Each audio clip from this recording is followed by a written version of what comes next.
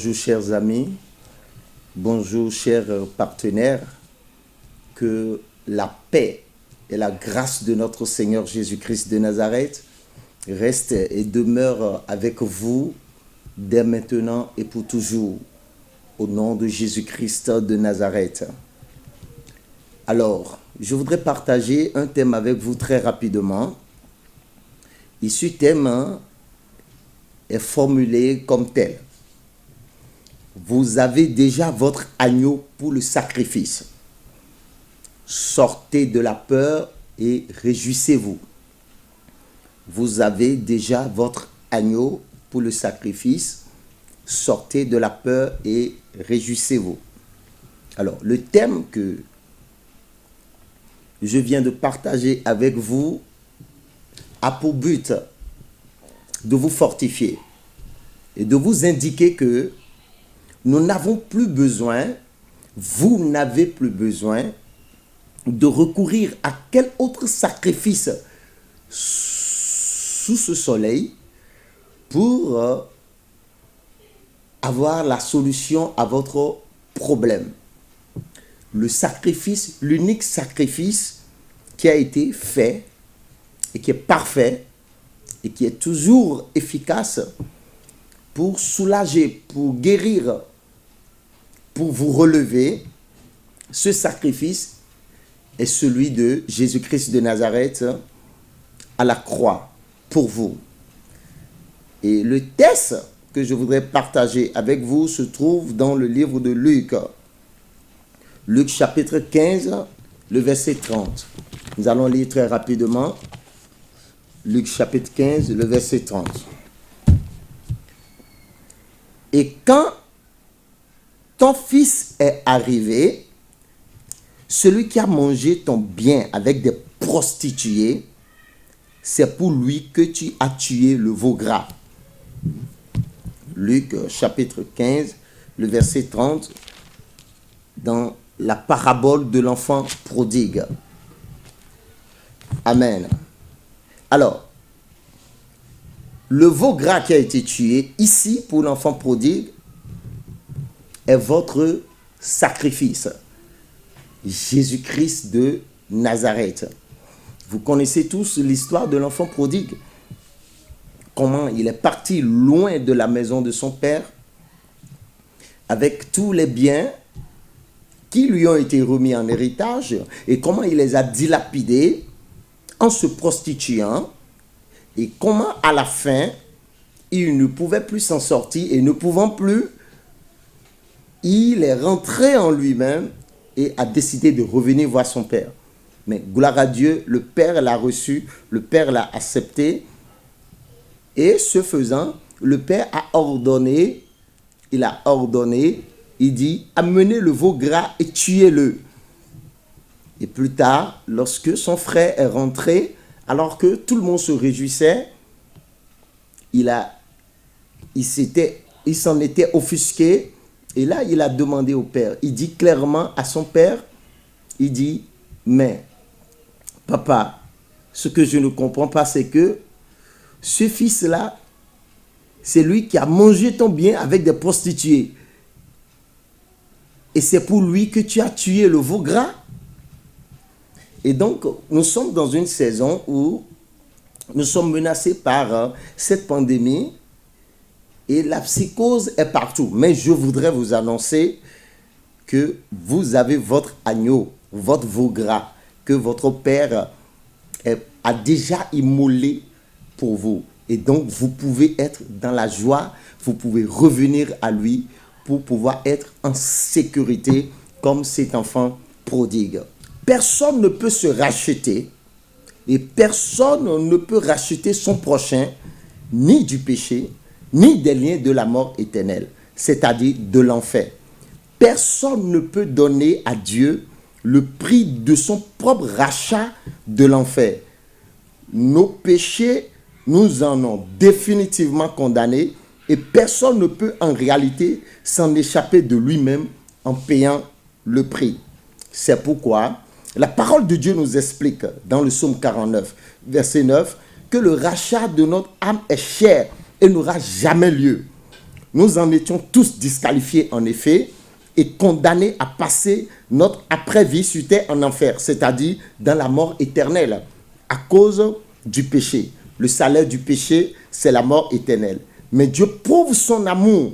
Dieu prouve son amour envers nous, en ce que lorsque nous étions encore des pécheurs, il sacrifia son Fils, son unique, afin que quiconque croit en lui, reconnaisse et accepte son sacrifice à la croix, ne périsse point, mais ait la vie éternelle. La vie éternelle et non plus la mort éternelle. Romains 8, verset 10 déclare, je cite, « Car Christ est mort et c'est pour le péché qu'il est mort une fois pour toutes. » Colossiens 1, verset 13 à 14 déclare, je cite, « Christ nous a délivrés de la puissance des ténèbres et nous a transportés dans le royaume du Fils de son amour, en qui nous avons la rédemption, la rémission des péchés. » Romains 3, verset 25 dit, « C'est lui, Jésus-Christ, que Dieu a destiné par son sang pour être, pour ceux qui croiraient en lui, bien sûr, victime expiatoire. » Et Jean 1, verset 29 déclare, je cite, « Le lendemain,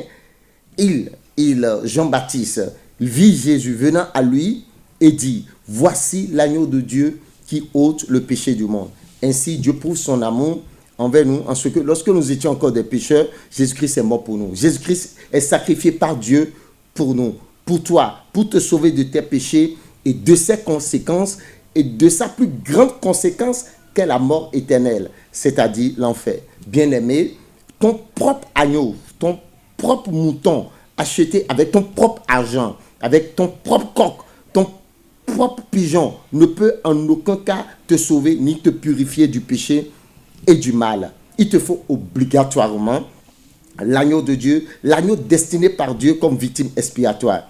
Et cet agneau s'appelle Jésus-Christ. Ton agneau pour le sacrifice n'est pas parfait tant que Jésus-Christ n'est pas cet agneau. Car c'est lui l'agneau parfait, l'agneau de Dieu. Et donc en ce moment, par la peur, la psychose, alors vous qui êtes enfants de Dieu, affermissez votre cœur. Soyez fermes dans votre foi. Ne déviez point.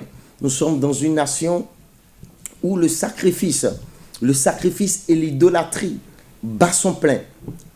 Et même dans l'église, nous avons ce problème-là où les âmes ont du mal à s'affermir. N'ayez pas du mal à vous affermir. Jésus-Christ de Nazareth s'est déjà sacrifié pour vous. Mes amis, Dieu notre Père Céleste a d'agneaux pour les sacrifices. En cas de force majeure, il l'utilise pour opérer des rachats. Alléluia. Donc, Dieu a pourvu. C'est pourquoi Jean-Baptiste a dit, voici l'agneau de Dieu. Ce n'était pas l'agneau de quelqu'un, c'était l'agneau de Dieu. Et c'est un seul agneau. Dieu a un seul agneau. Il existe un seul agneau pour le pardon de nos péchés et pour le rachat de nos âmes. Il n'y a de salut en aucun autre, car il n'y a sous le ciel aucun autre nom, aucun autre agneau donné aux hommes, à part l'unique Jésus par lequel nous devions être sauvés. S'il vous plaît, sortez de ces choses-là. Il est temps qu'on se développe. Il est temps que notre pays évolue. Nous devons sortir de ça. La Bible dit qu'il n'y a pas un autre sacrifice par lequel nous devions être sauvés. Alors, veuillez donc ne plus jamais accepter qu'un être humain ou qu'un esprit démoniaque vous indique un animal acheté pour un sacrifice ou pour une bataille spirituelle ou pour votre purification. Au ciel, tout le monde le reconnaît et le remercie et l'adore constamment. Tout le monde au ciel, que ce soit au ciel, que ce soit sur la terre, sous la terre, ils reconnaissent qu'il existe un seul agneau et que c'est l'agneau de Dieu. C'est Dieu qui l'a pourvu. Il appartient à Dieu. Gloire à Dieu.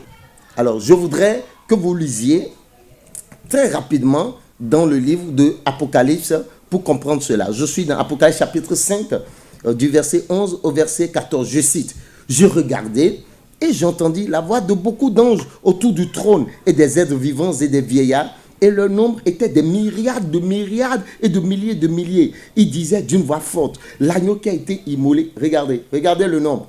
La Bible dit, il y avait beaucoup d'anges autour du trône, et des êtres vivants et des vieillards, et leur nombre était des myriades et des milliers de milliers. Et ils disaient quoi?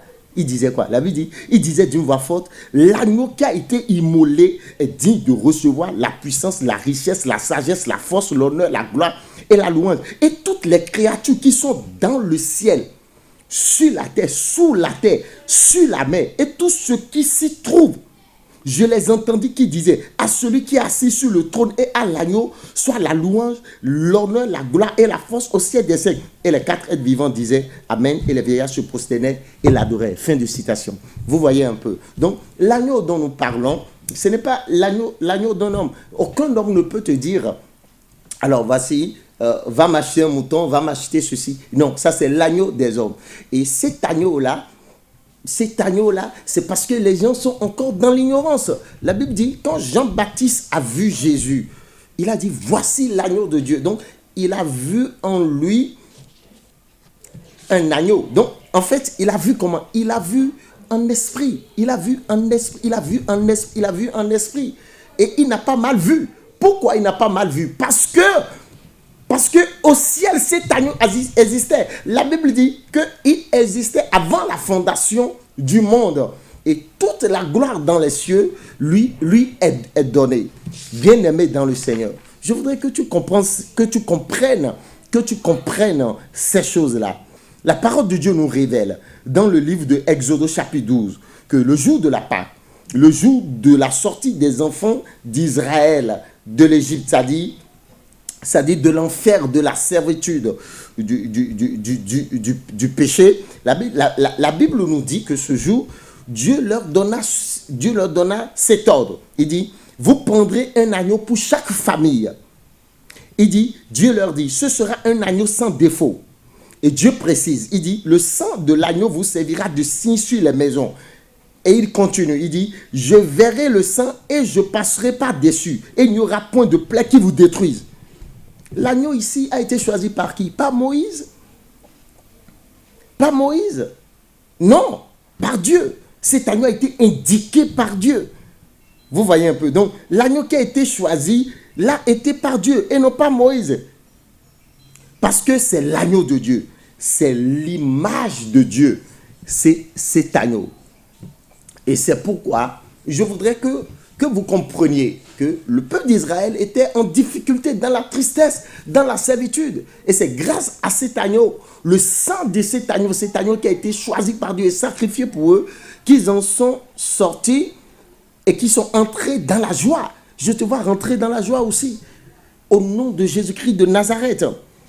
Amen. Et si on prend l'exemple de l'enfant prodigue, cet enfant était totalement perdu. Mais quand il est revenu à la maison, alors le père a pris un veau gras qu'il a sacrifié et tué. C'est le père qui l'a fait, mes amis. Donc c'était un veau gras qui appartenait au père et qui était avec le père.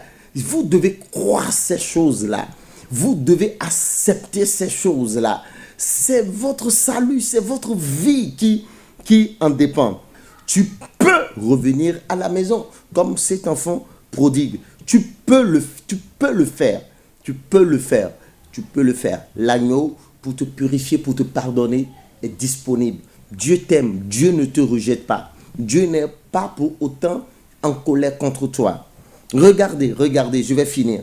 Quand il y eut guerre au ciel entre Michel et ses anges contre Satan le dragon, la parole de Dieu déclare qu'il ne fut pas le plus fort, que Satan ne fut pas le plus fort. Pourquoi? Parce qu'ils l'ont vaincu à cause du sang de l'agneau. Et oui, vous voyez, si Jean-Baptiste a vu en Jésus un agneau, l'agneau de Dieu qui ôte le péché du monde, je vous l'ai dit, il n'a pas menti. Il a bien vu. Mes amis, si vous pouvez bien voir, alors vous allez retrouver la joie.